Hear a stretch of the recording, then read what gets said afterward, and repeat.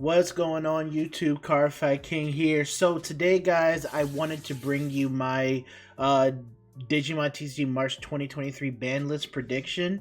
I made a slideshow for it just to, so you guys can read a few things and just hear my thoughts out. So I wanted to just show that to you guys, but I wanted to really talk about the ban list because I know that this is coming up this Friday, I believe, and it's a topic of discussion.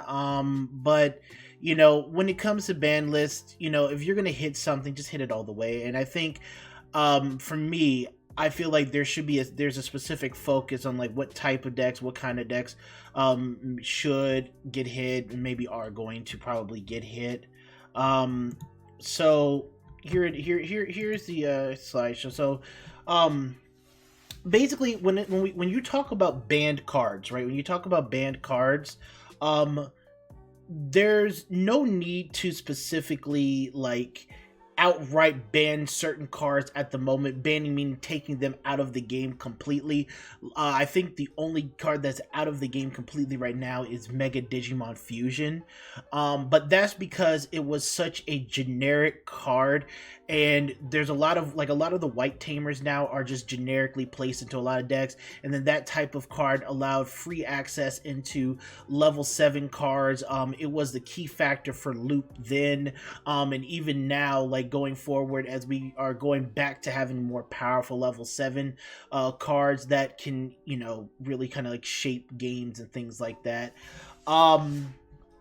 But it does make an interesting discussion, and banning cards outright can be used as a future proof, so that when they design cards for archetypes or try to revitalize archetypes and things like that, you don't have a specific card in there that becomes absolutely broken for a non-interactable gameplay that you can't respond to, and it vastly changes the game in that person's favor. So that's where I would think banning cards come into play, but I don't think there's anything that needs banned out right now, but I maybe have one.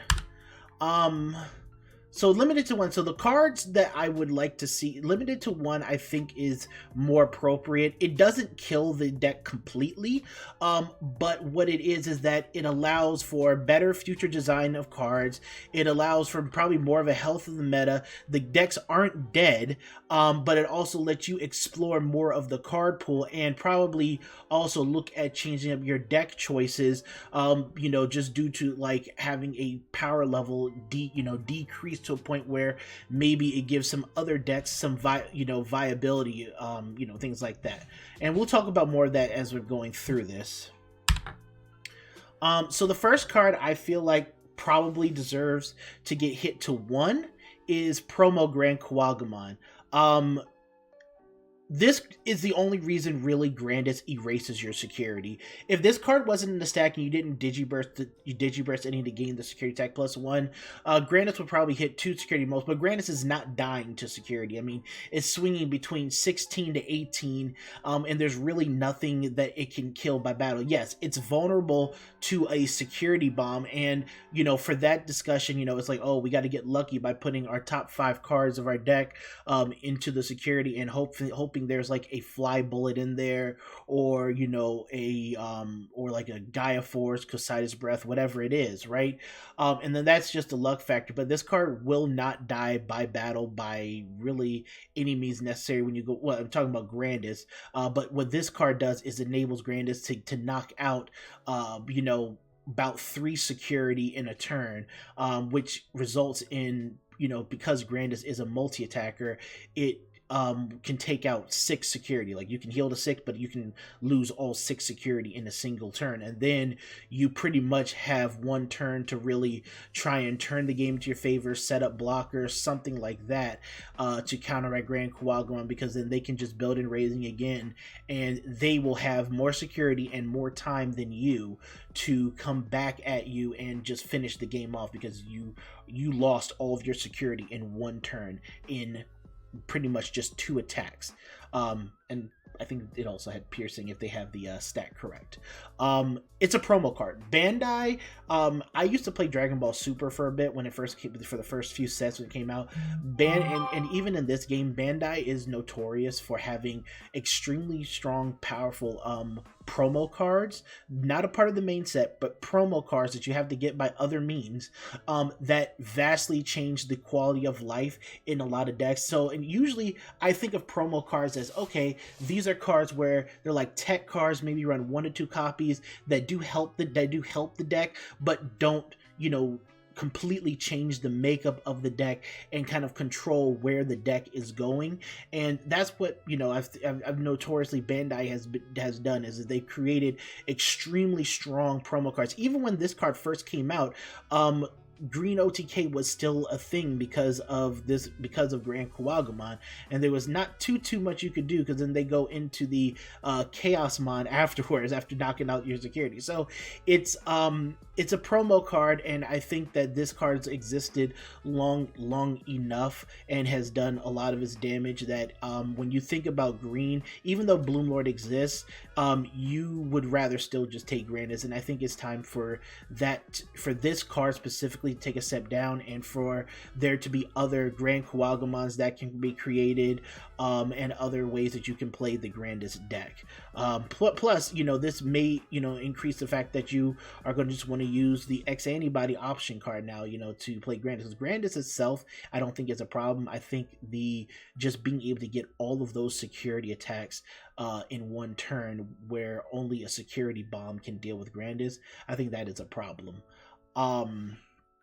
So the next card I have here is Promo Gurumon. You can also argue that the other Promo Gurumon that lets you draw is one, and I'll have more of a discussion on Melga as a deck, because obviously we didn't see Melga in top 32 of Nationals. It was close, and I heard that they probably cut to top 32 a little bit early just due to where the standings were at. But I think Melga is still an extremely strong deck. It has good gameplay.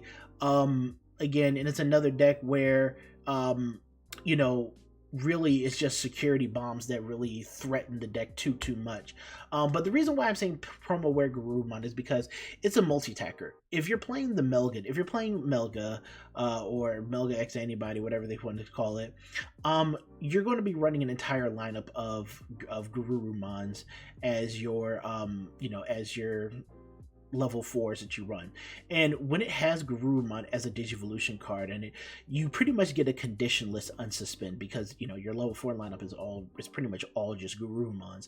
The Promo Gurumon lets you draw extra cards, and because the Promo Gurumon lets you draw extra cards when you attack, and it is not limited to once per turn, you can speed up its Gurumon's inheritable to give the security attack. If you have 8 or more cards in hand, you can speed that up by at least a turn or two, depending on how many swings you can get, and whether or not you die in battle. Now, there is the Gurumon X Antibody that gives battle protection, but I think that the red Greymon X Antibody and the blue Gurumon X Antibody, they're fine. Those cards are fine. They do what they do. They're added protection for the X Antibody archetype deck, which is fine. Again, we're not killing the deck, but what we're looking at hitting is cards that enable these specific OTKs. Because think about it this way: when you're building up your stack, let's say you have your battle protection, and you go into this card can swing, take out one security, restand,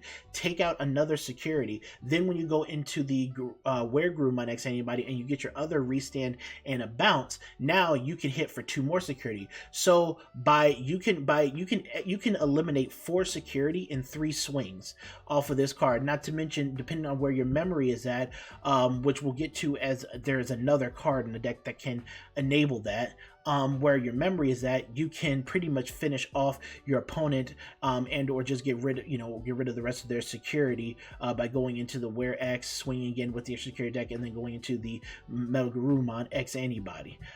It's a very it's really powerful once you get off, and we all know what the damage that Were Gurumon has done.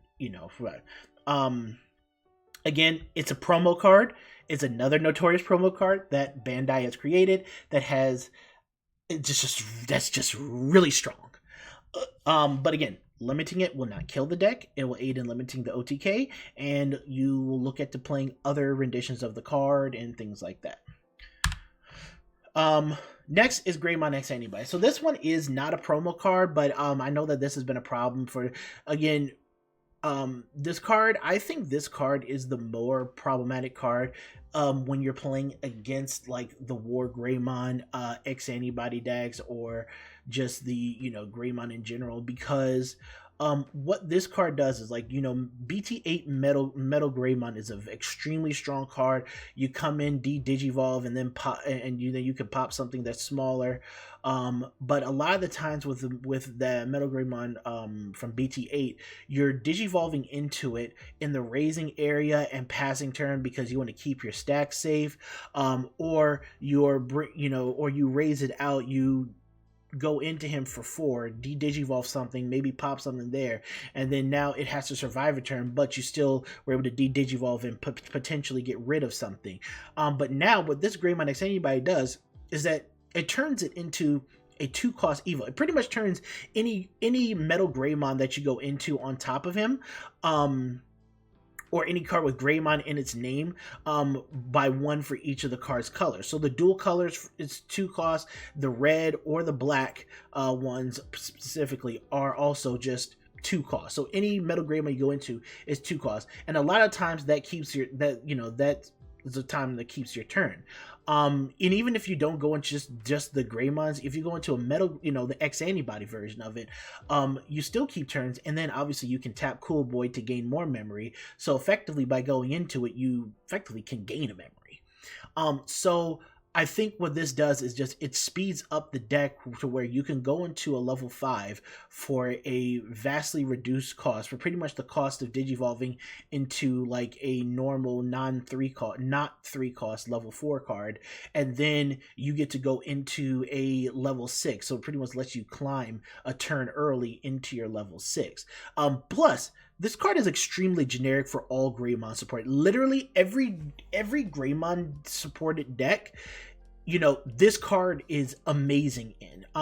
You're going to be running a plethora of Greymons in your level 4 lineup. You digivolve into this Greymon on top of that for 0, and now no matter what Greymon deck you have, from BT1 to the new eventually new starter decks, maybe in coming out around BT14, because now we know what that stuff is, which is season 1 1999 support and whatnot. This is just an extremely generic card for all Greymon decks, which are either all red or black. And, I think this is the card that, should go to 1 at least. The next card is Flame Hellscythe. And the reason why I bring Flame Hellscythe is not getting enough gas. And I'll gaslight this card for a second. It is a key card for security control decks, right?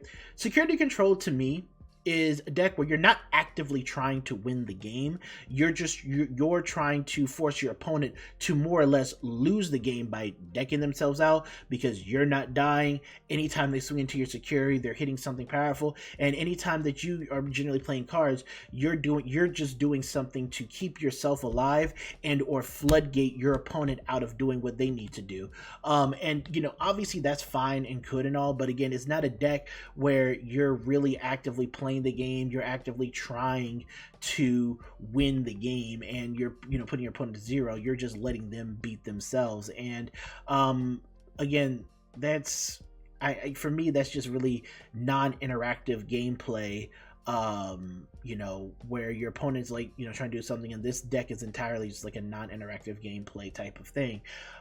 So I just think that it's a card that deserves a look at least to get hit to 1. It's a generic purple yellow support card, so it can fit into any type of purple yellow type deck. Generally it was for Ophanimon, maybe like an angel control deck, and more popularly used in Mastamon. But the big thing I think for this card is that it has a very nasty domino effect. For 6 memory, which there are ways to reduce the cost after playing it, you bring a body to the board that's a purple or a yellow Digimon, not a dual color Digimon, a purple or a yellow Digimon. And a lot of times, if this gets hits in security against a deck that's featuring the angels and whatnot, a lot of times this brings out a Magna Angemon, which recovers 1. But the fact that it can put a level 5 body onto the board that has an ability that can increase your survivability, whether it's Angelwoman to reduce the security tag or Magna Angemon to recover 1, then on the following turn, or even in the same turn, depending on where your memory is at, you can go into a level 6 right off of that. So you're skipping an entire ride mechanic just to play 1 card to give you access to a level 5 card that has a pretty nice on play ability, and then being able to go into a 6. So like I say, go into a Venusmon, go into an Ophanimon to recover 1. That can set up a Raise, Digivolve, and Jogras play into Mastermind.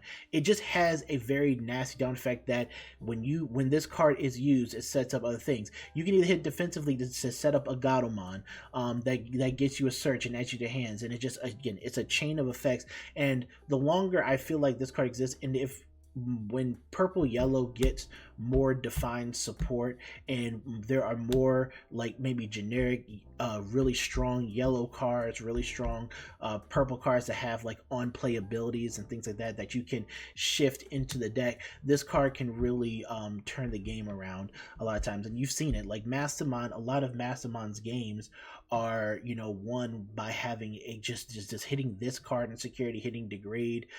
Their security really carries a good portion of their percentage of wins. From me playing the deck, obviously I play the deck, and just me watching the decks and seeing how they do in tournaments. And again, it's just for future proofing later down the line. And then last but not least, I think Cool Boy needs to have it taken a look at, right?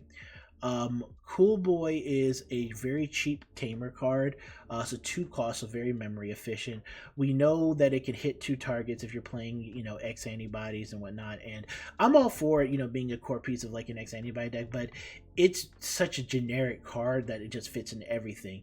But because it's 2 cost, you can easily get multiple of this card onto the board with memory efficiency, right? Your opponent sets you to 3, you can play 2 Cool Boys, choke your opponent at 1. When you digivolve into the X antibody, not only do you draw a card, but then you gain a memory. So this card is notorious for being able to, you can start your turn at 2-3 memory, whatever it is, raise out something to go into an X antibody form, tap multiple copies of this, and they can gain anywhere between 2 and 4 memory. I've seen and I've played against Black War Greymons and even Mel Gurumons, War Greymon X's, where they've just gained a boatload of memory to help extend their plays and draw a bunch of cards just because of how easy it is to get this card onto the board, not just you unfortunately hitting it in security. It's a 2-cost tamer that just does a little bit extra. And I think that this is a card that probably could go to 1, maybe should go to 1. Again, it's still playable in decks, but it's not going to kill the decks it's playing. Just because you have it at 1 copy doesn't mean that your deck is dead. It's just that means that you just have 1 copy of it, and it's going to come to the board, and then it's still going to do what it does, give you that memory, give you that draw, but it's not going to be played in an abundance. Now, if this card was maybe 3 or 4 cost, sure.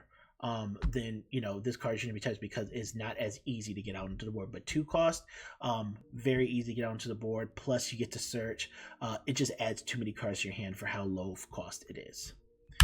And then my ending thoughts: if you're gonna hit stuff, hit stuff. Literally, if you're gonna hit something, hit it all the way. Yeah, this might be an attack on the set 9 on BT9 or whatnot, but if you're gonna hit something, just hit a lot of things. Decks should not be killed, but like I say here, non-interactable, unstoppable mechanics that vastly shift the game in a specific deck's favor should be hit, should be set up where there is some type of check and balance system to where they need to pass through different checks to get to that type of setup, not where it's something that they can instantly do it like turn 3 and there's nothing you can do, no floodgate, nothing that you can do to really stop that. And I think limiting cards that enable those types of things should get looked at and should probably get hit on the restriction list. I don't know what to hit. Crossheart is fast. It's very fast. I know you got to build up your tamers and you have to have your specific Lego pieces and whatnot.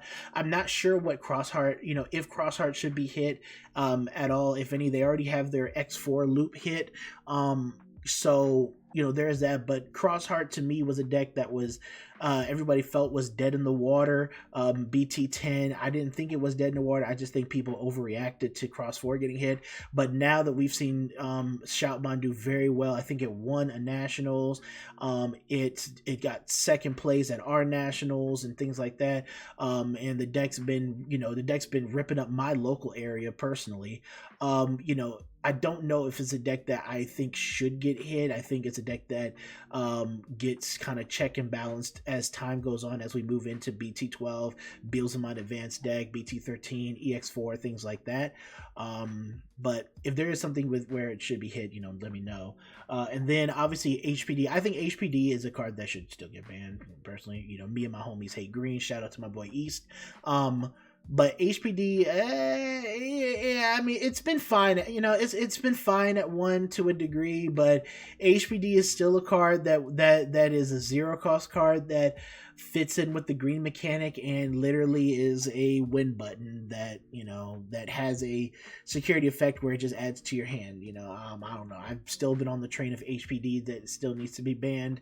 But other than that, that's what I think, guys. I hope you guys enjoyed it. I know it's a bit of a longer video, but I wanted to make sure that I explain my thoughts and what I mean when I feel like if you're going to hit cards, hit cards. Don't just don't give you a slap on the wrist. If you're going to have a restriction list, have a restriction list. Let's do it. Go all the way.